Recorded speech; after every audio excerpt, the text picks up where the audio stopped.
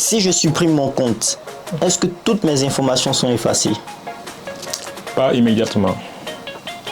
Quand vous supprimez votre compte, certaines informations peuvent être effacées, mais d'autres ne vont pas disparaître immédiatement.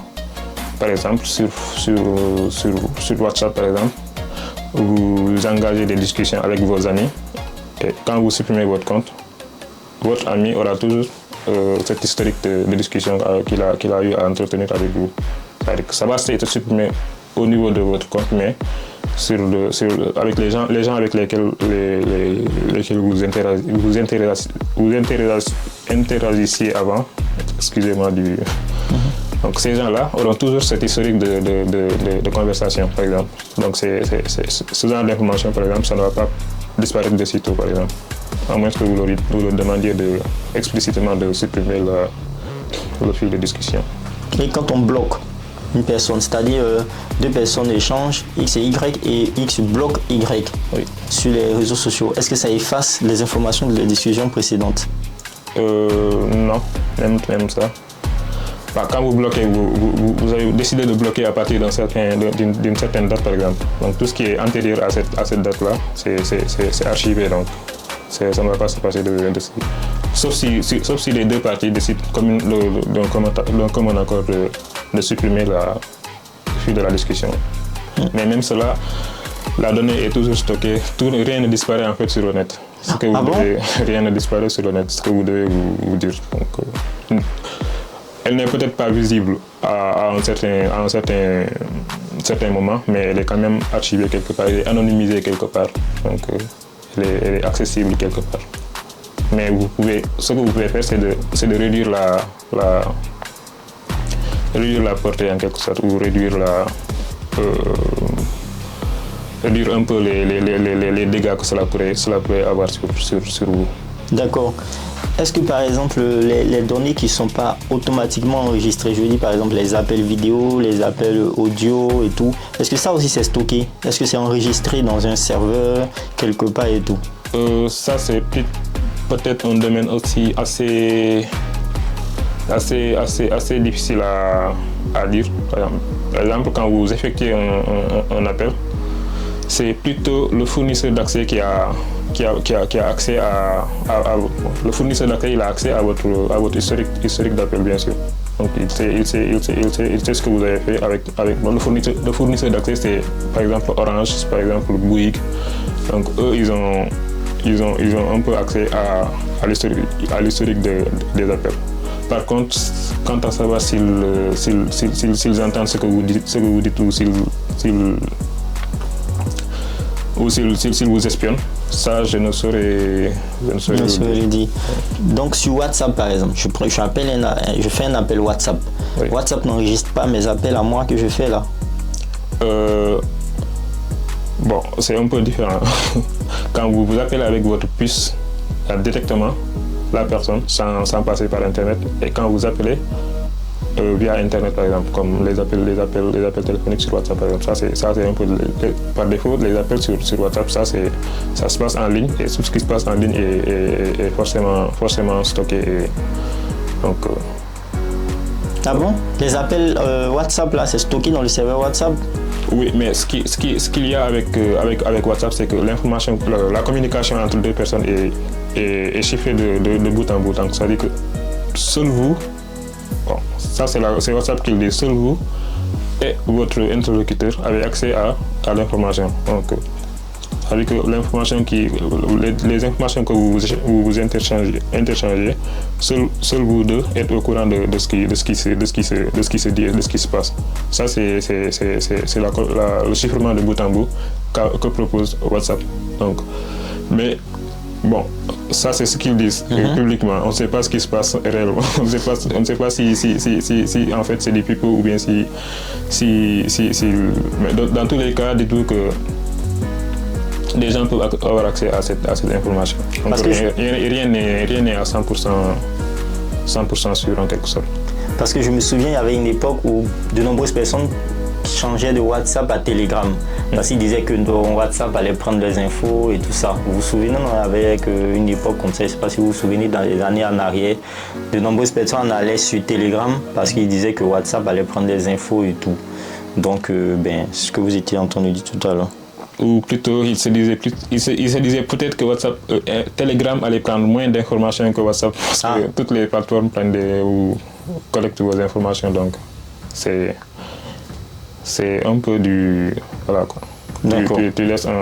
Tu en laisses un, tu pars en voir un autre et tu te rends compte qu'ils sont tous deux pareils. Donc, il y a juste la portée qui va peut-être un peu différer ou la capacité, le nombre d'informations que WhatsApp va vouloir vous demander et le nombre d'informations que Telegram va vouloir vous demander. Peut-être que c'est un peu ça la différence, mais en gros, ils sont tous là pour collecter des informations sur vous. Sinon, ils ne se feront pas d'argent. Ah bon? C'est un échange. Parce qu'ils vendent nos infos? Oui, bon, je l'ai déjà dit tantôt, ils ne vendent pas directement une information qui permet de vous identifier. Genre, ils vont anonymiser cette information-là. Et quand ils vont la vendre, cette information-là ne va forcément pas vous identifier en tant que marque qui habite à Châtenay-Malabry. Cette information-là va juste servir pour faire entraîner des modèles ou bien pour en tirer en quelque sorte une valeur qui pourra par exemple permettre à l'entité tierce qui aura accès à ces données de pouvoir faire de la publicité par exemple. Et cette publicité, le fait que cette entité-là fasse la publicité sur la plateforme sur une plateforme comme YouTube par exemple, ça YouTube ça génère de l'argent pour YouTube. D'accord. Ça veut dire qu'il récolte les informations sur ma personne ou sur la personne de la personne, sur la personne qui est sur les réseaux sociaux pour mieux le connaître, pour mieux savoir ce qui l'intéresse. Comme ça, il propose des publicités qui pourraient par exemple l'intéresser. Qui pourraient l'intéresser, oui. Très bien. Pourquoi est-ce que je reçois en fait des publicités ciblées après avoir parlé d'un produit ou d'un service sur les réseaux sociaux? C'est le même principe. Il y a un ensemble de données qui a été collecté sur vous. Par exemple, vous avez publié une photo il y a 1 an, par exemple, où vous étiez en train de manger de la glace, par exemple, une barre de glace. Et il y a une entreprise X, par exemple, qui fait de la glace et qui a eu accès, qui a demandé, par exemple, vous avez fait votre publication sur Instagram, par exemple, et qui a demandé à Instagram, ou qui a acheté auprès d'Instagram plutôt, un certain lot de données anonymisées, encore une fois. Et ces données-là, ou plutôt qui a demandé à Instagram, par exemple, de mettre en valeur son produit, par exemple. Et Instagram s'est servi des données qu'il a sur les utilisateurs pour cibler les utilisateurs auprès de qui il va afficher cette publicité de l'entreprise X par exemple qui fait de la glace. Et parmi les utilisateurs qui vont voir cette publication, cette publicité sur la glace, vous serez parmi ces utilisateurs-là parce que vous êtes intéressé par la glace, vous aimez la glace, vous avez publié plusieurs photos où vous étiez en train de manger de la glace, vous avez publié plusieurs textes où vous disiez clairement que vous étiez intéressé par la glace. D'accord. Donc plus je publie des photos en rapport avec un domaine, par exemple les livres, la glace comme vous l'avez dit, oui, ou encore par exemple des vêtements ou un certain domaine, en fonction de ce que je publie, le réseau social me propose des publicités qui sont dans la même veine. C'est ça. Ok. Donc merci M. Aldo en tout cas d'être présent. On va aller pour la question ultime. C'est est-ce que le mode privé ou incognito de mon navigateur, par exemple Firefox ou Mozilla ou encore Internet, assure la confidentialité de mes activités sur les réseaux sociaux? Pas du tout. Quand vous êtes en mode privé, vous empêchez juste à votre navigateur en tant que tel de stocker des informations de votre session par exemple. Donc quand vous allez sur Google Chrome, et que vous vous connectez à votre compte, et que quand vous vous connectez à votre compte, votre navigateur peut par exemple vous proposer de sauvegarder votre mot de passe par exemple. Cette sauvegarde-là ne se fera pas parce que vous êtes en mode privé. Par exemple, quand vous vous êtes sur votre réseau social, à force de défiler sur le réseau social, il y a certains métadonnées qui vont être collectés. Par exemple, qu'est-ce que vous êtes en train de, les trucs que vous êtes en train de voir, ces choses-là. Ça, c'est des informations de session qui peuvent être stockées dans le navigateur.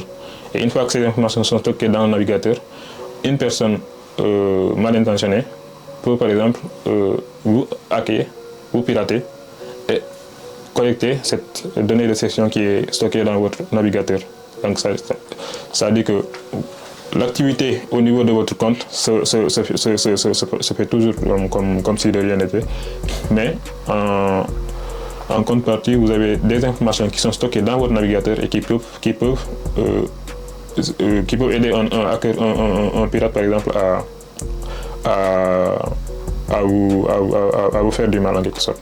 Mais cela ne permet pas forcément d'assurer votre confidentialité sur le réseau social. Donc vous avez toujours votre activité qui se passe sur le réseau social, qui n'est pas stockée quand vous êtes en mode incognito ou en mode de navigation privée. Mais cette activité-là n'est pas stockée au niveau du navigateur, mais elle se passe quand même, elle est quand même stockée parce que quand vous publiez une photo, cette photo est quand même stockée par Facebook. Même quand vous quittez le mode navigation privée et que vous vous reconnectez à votre compte, vous allez voir que vous avez publié il y a quelques instants une photo quand vous étiez en mode navigation privée. Donc la portée c'est plus au niveau de votre navigateur qu'au niveau du réseau social.